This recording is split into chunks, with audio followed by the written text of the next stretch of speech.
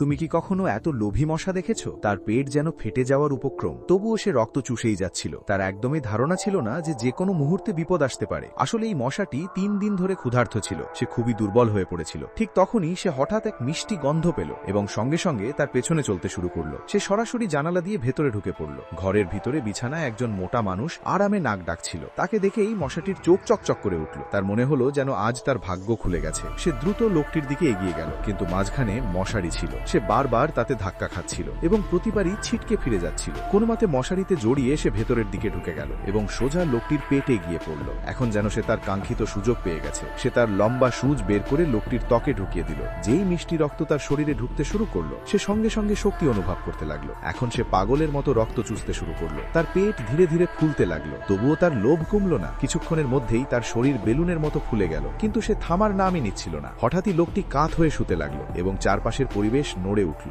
মশাটি বিপদের আভাস পেল এবং পালানোর চেষ্টা করল, কিন্তু তার ভরা শরীর তাকে নড়তেই দিচ্ছিল না। আর সেখানেই মশাটির মৃত্যু হল।